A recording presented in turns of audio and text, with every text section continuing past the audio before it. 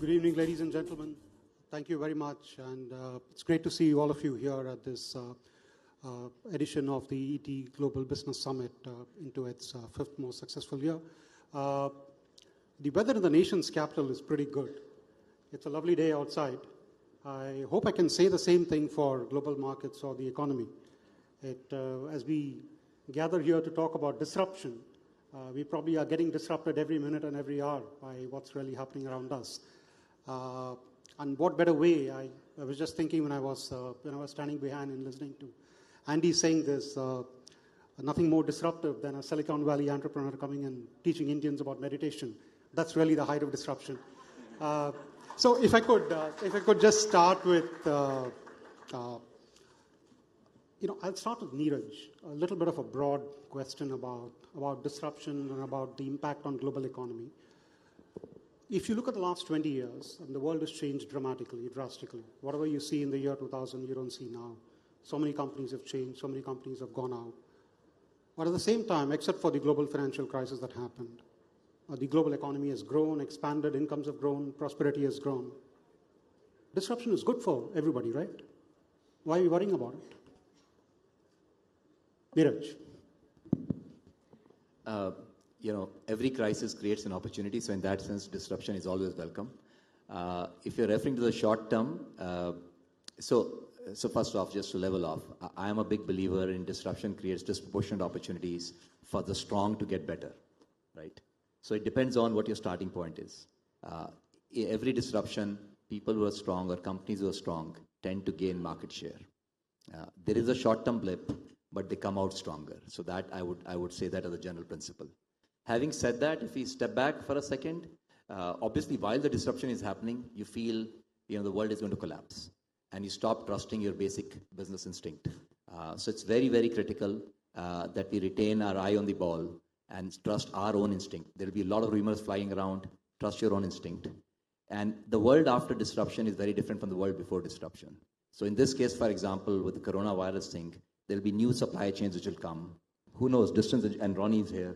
Remote education, distance education, new business. So just be on the lookout for opportunities that come out of that.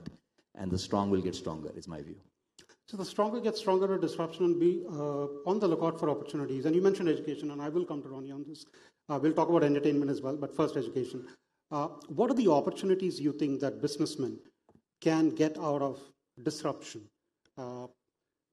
Either you see the fact that disruption is going to happen before and you take proactive steps to counter it, or you make use of whatever opportunities are available and go do something very different. How do you do that? I think my personal view is the word disruptive is very close to destructive. And sometimes, therefore, people look at it with a negative connotation. People look at it with a lot of trepidation. And then some people look at it with a lot of positive. I prefer to look at this with a sense of nonlinear thinking. Right. And I define that with two real facets. That is the past and precedence really relevant? And I think if you look at what is disruptive, the first thing you're questioning is what happened yesterday, what happened the day before. So I think if you can look at how we're disrupting and is precedence really relevant?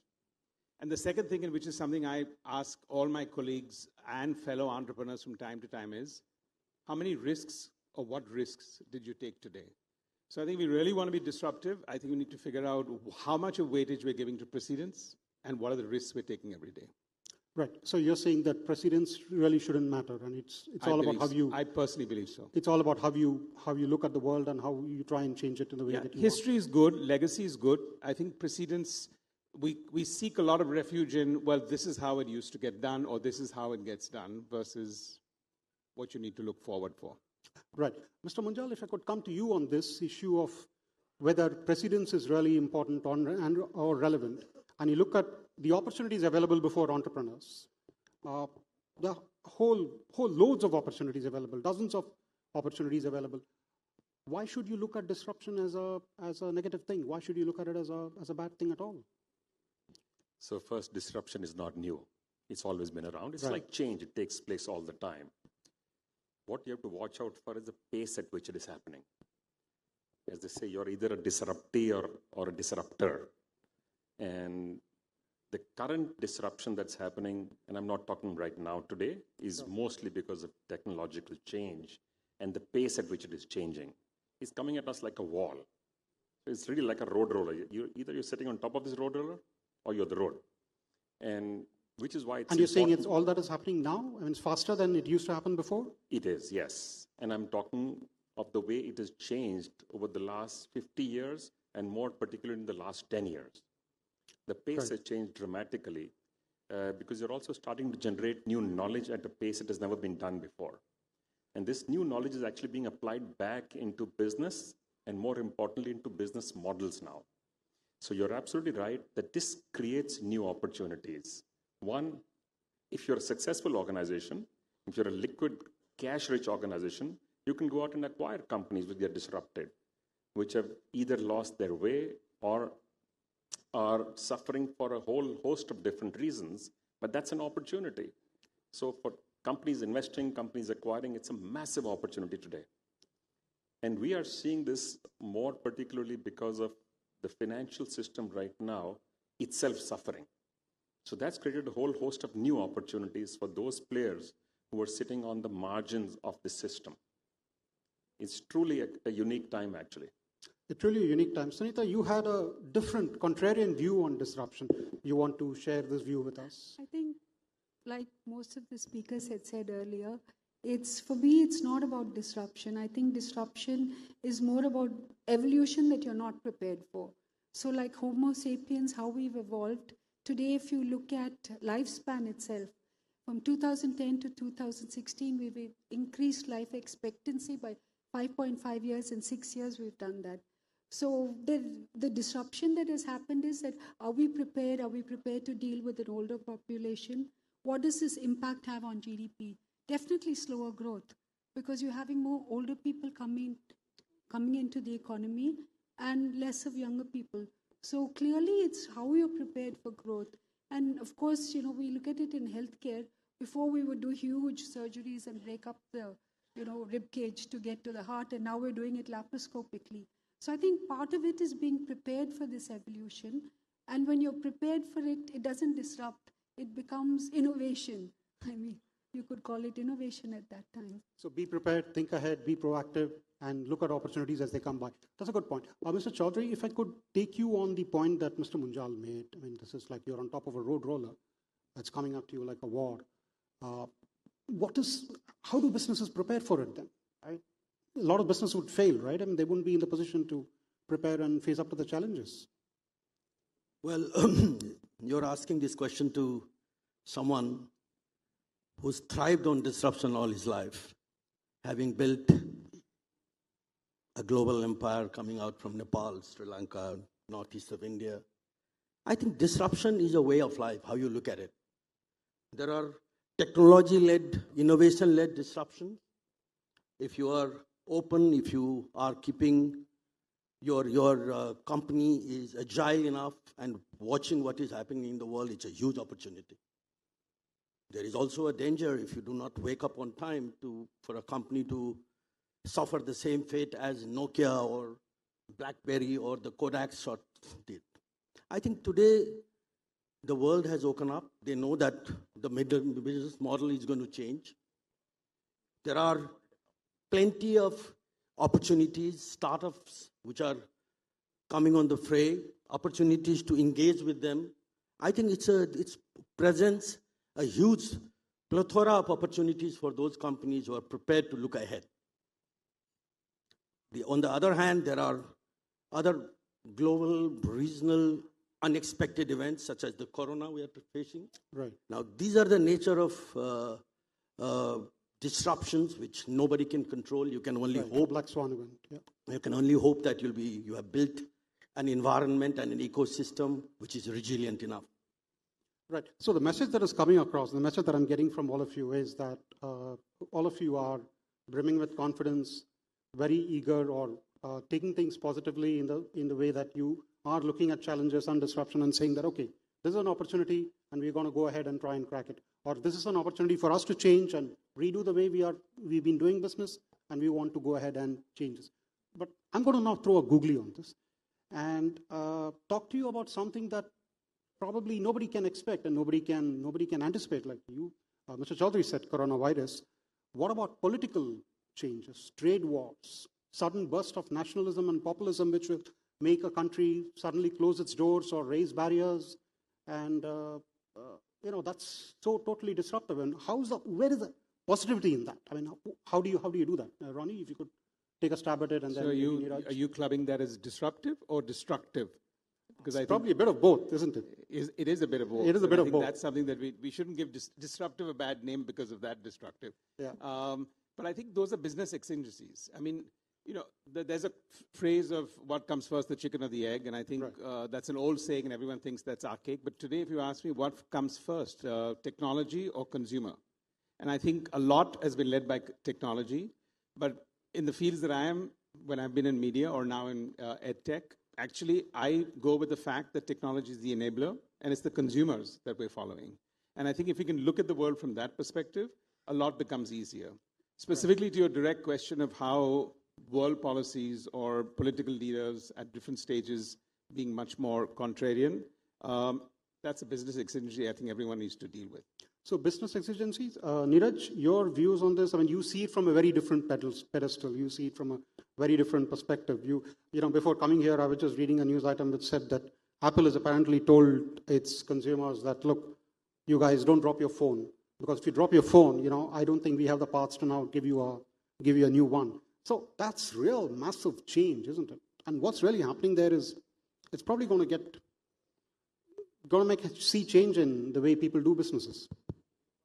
Yeah, look, there can be political exigencies which can result in short-term or it can be medium-term problems. But if you take a longer-term view, right, which is important, the world GDP normally doubles every 25 years. And the world GDP today is about $90 trillion. There'll be another $90 trillion of GDP getting created in the next 25 years. And a lot of it will be driven at the backbone of technology. So that will mean a lot of disruption. It can mean a lot of destruction, but it can also mean humongous opportunity. We've lived in the infotech revolution. We've not even talked about the biotech revolution, which is coming, right? And it will be as big as the industrial revolution, I feel.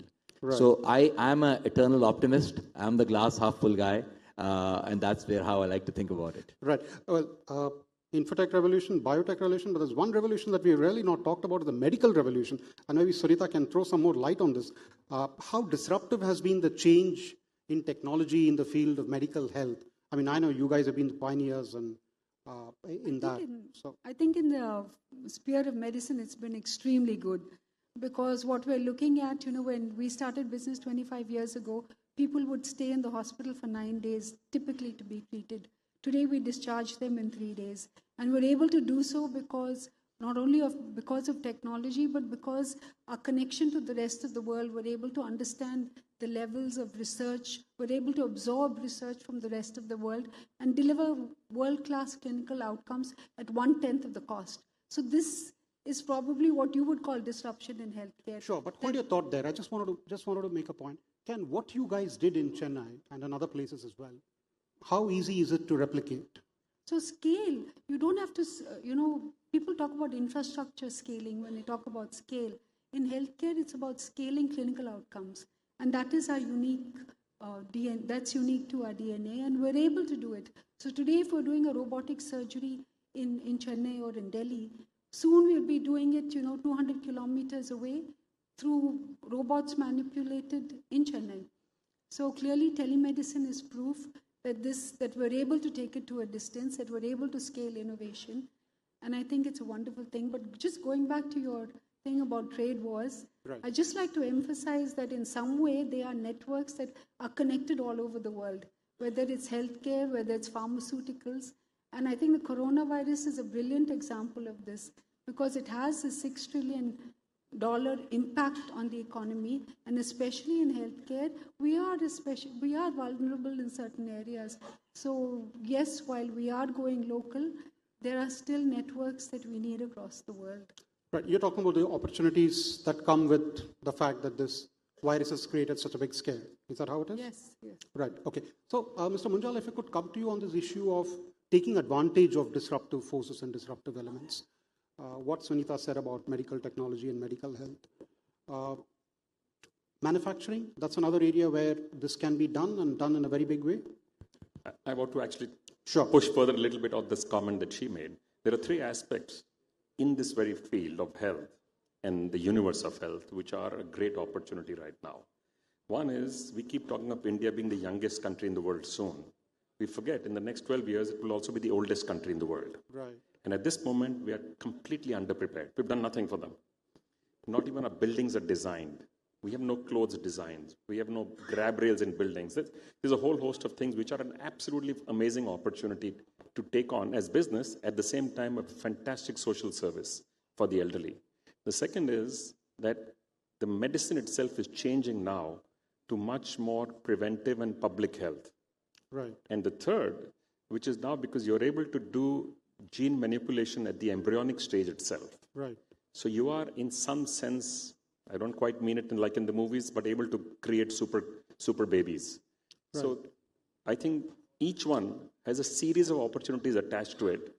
Until we get there, we have to continue to do what Suneeta does. I can see a big smile on Suneeta's face after you said. But all of them have begun in not just labs now. Many of them are outside the labs. Right. Okay.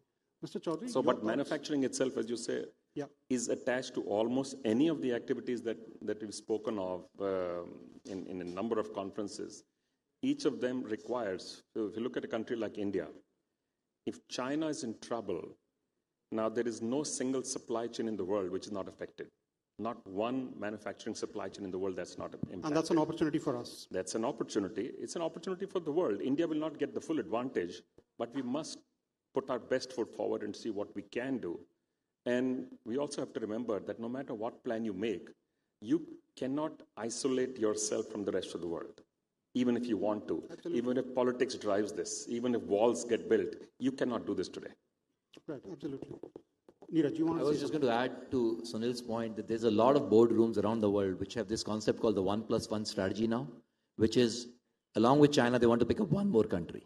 Now, that can be certainly India, but otherwise it's likely going to be Vietnam or Bangladesh. So we need to be thoughtful about there is a here and now opportunity which gets accentuated with some of the recent developments. Right, absolutely. Mr. Chaudhary, a country like Nepal also has opportunities in whatever is happening around the world? Well, certainly, I think Nepal is no different and is not disintegrated with the ecosystem of the region and the world for that matter. Right. As a matter of fact, being a smaller country, it can afford to be more agile. We can adapt to change much more efficiently and faster. I mean, I'm seeing a series of new innovative businesses that are taking place, which is disrupting some of the traditional established business concepts and models. And not only that, the entrepreneurs, the young breed of entrepreneurs who are getting more involved into new innovations and startups from these countries are making a mark in many different parts of the world. Right. I mean, we can talk about fintech. I mean, Nepal, we happen to be involved in banking. And we are seeing a huge transformation of the business model. I wouldn't call it a disruption per se. At one stage, there was a time when we used to thrive by opening more branches, and today we are talking about branchless banking. Right, right. Mobile banking. Absolutely, absolutely, absolutely. All of you have been very, very positive and very gung-ho about taking advantage of opportunities and disruption and the good things that disruption can bring. But one worry that a lot of people do have around the world, especially policymakers and government, is the fact that a lot of new technologies like robotics, like artificial intelligence, or like driverless cars, for instance, would end up hurting employment opportunities, would end up driving a lot of low-wage, low-skilled workers. And that's a big issue for a country like India, which has a lot of workers like that. So how do you manage this balance? That's very important. You don't want to drive away new technology, but at the same time, you really don't want to have a mass unemployment situation in the country. Ronnie, you'd like to take a stab at it first? Yeah, I mean, one of the things that worries me about artificial intelligence outside of job displacement is really actually the impact. I think there's a fair amount. We've started with AI with a lot of negative connotations. And I think if you just look at fake news, for example, the impact that it has made on minds and the goodwill that it's generating in itself is a question mark. So I think AI is a very positive element to what we want to do. Of course, there'll be job replacements. And in countries like India, the challenge will be bigger. But we have other socioeconomic reasons to go for. You know, the manufacturing base, everything else can expand. Right. So I don't think we've got a choice, firstly. But I think the concern for me more even than job replacement is the negative connotations and the power. So you talked about politics and the destructive or disruptive power of that. Yeah. But I think AI has got an even bigger power of being able to send perceptions, influence minds of billions, right, without even actually creating them. Right. So that's a big point, and that's actually probably a true point as well, given the kind of impact that it can have. Neeraj, your perspective on this? So, firstly, for every job gets displaced, many more get created, I would say. So, you know, like you take warfare. I mean, I'm just taking a strange example. For a drone that flies, which was flown by a human pilot, there are many people which manage the drone outside, right? I mean, so there is a collateral, but there is one issue here, I think, which is genuine. There will be a shortage of high-end skills, and there may be an excess of low-end skills. So there is a skill imbalance which may get created, and hence learning on a continuous basis will become a very important imperative. That, I think, is critical. I don't think there'll be shortage of jobs, but there'll be mix of jobs will change very fundamentally. Right, but reskilling, relearning, the success around the world, not very good, isn't it? Historically, it's not been good, but I think I'm a big believer again that there is now new ways of that. People will at least do 4 jobs in a life, if not more. You know, I would say, you know, that job for, one job for the whole career is probably gone. I think those times are probably... No, of course. Mr. Munjal, your views on this, sir. I mean, how do you look at, as a country like India, for instance, how do we ensure this balance? So one is unemployment, second is unemployability. I think that's what we're talking about right now. The system that we currently deploy for education, training, and skills certainly needs to undergo some change. And you said it's not been done well. Actually, it has been done well in some countries. Korea has done it well. Right. At one point, Japan did it. The US did it. The UK did it. So there are clear examples. Germany did it. There are many countries in which it has been done quite successfully. And India is now being pushed to the point that you almost have no choice. So the sector skill council that got set up, actually some of them are amazingly successful. I don't know how many people have noticed what's going on, but you're already training millions of people with new skills in India that have never been done before. Right. The question is twofold. One is, what do you get paid? It's not just about getting a job. It's about getting enough compensation to live comfortably for the individual and the family that he or she supports. And the second is, this was the earlier conversation which Sherry Blair was having earlier, is creating a better gender balance. The smarter half of the population is currently not engaged fully in the economic activity. And by the way, that is the much smarter half of the population. Right. So you're saying as a country we should embrace artificial intelligence and embrace the new technologies that come? Absolutely. There are 2 aspects to it. One is it is going to take away some jobs. That's for sure. Second, it's also a tool to use for this very same reason and purpose of training, education, skills. Because today our problem is 2. One is reach, second is quality. You can actually fix both significantly with the use of good technology. Right, okay. And one person who can really talk on technology is Suneeta, who's, the new technology that's come in hospitals now.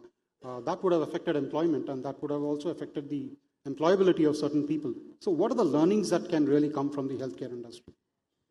I don't think that technology has affected jobs in healthcare because of the acute shortage of nurses and doctors, not only in India and the rest of the world. In fact, we have 40% of the good doctors in America are from India.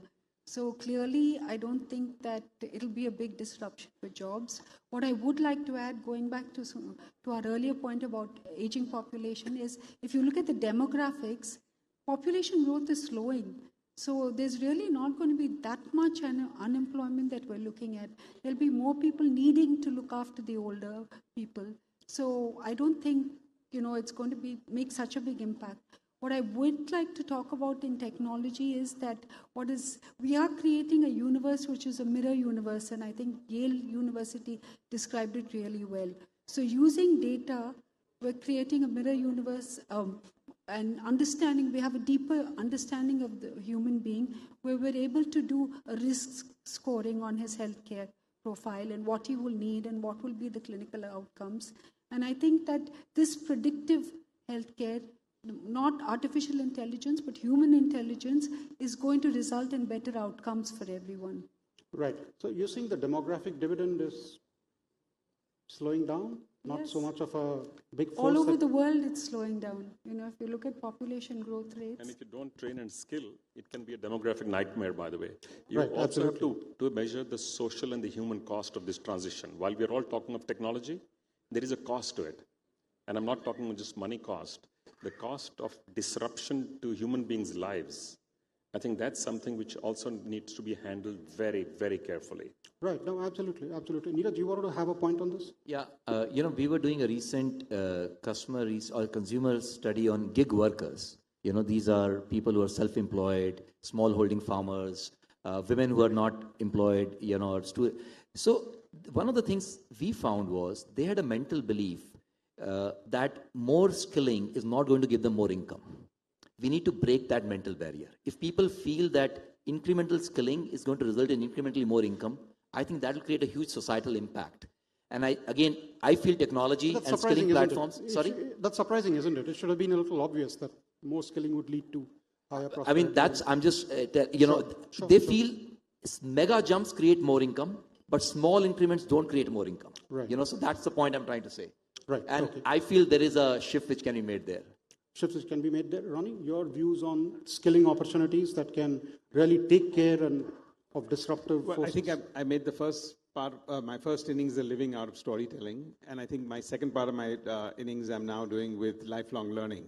And I can tell you the excitement and the disruption that's happening in the entire edtech space, like health tech in many ways, is phenomenal. I mean, amongst everything else, let me give you an anecdote that when we're doing our online and edtech, we have the most heartening part for us is when we have working professionals who have been less handicapped, visually impaired, hearing impaired, speech impaired, who are sitting now in a classroom, technology, consumer, you're completely agnostic of that sort, having the same caliber of learning that they can. Right. We have special ones specifically just for the armed forces because it's a career movement that goes forward. I'm just giving this as small segments of what we want to do. But I think overall for a country like India where we need to go back, nobody's going back to college. Our socioeconomic reasons are not going to allow us to start going back to a physical place. Right. And therefore, EdTech is the way that can do two things. Handle the faculty shortage that we have in the country and our ability to get people to upskill or upgrade themselves, whichever way they want to look at that in their careers. Because actually, we need to be an economy which is going to have to create intellectual property. Right. I think today for us to now be an outsourcing economy in the next century means we've lost the plot. Right. So the no more factory of the world, that's over. But with creativity, with a sense of innovation, and with creating intellectual property. So it's more about trying to go down the road that Korea and Japan did so many years ago. Absolutely. We've got the home market and a global market. Right. Okay. That's great. I'm afraid we're completely running out of time. So I just have time to ask the panelists one last question, and taking off from what Ronnie said, about the way India Inc. and India can really take advantage of these opportunities, the disruption that is going on around the world, both in terms of technology, in terms of trade, in terms of global supply chains getting rejigged and restructured. You're probably not going to have Apple depending heavily on Chinese suppliers anymore. So what are the opportunities that we can take advantage of, and where do you think that we can go? I mean, I'd start with Suneeta, and then we can come around the... I think we have a great opportunity if you look at data. If you look at data alone, the Indian population represents a heterogeneous data source.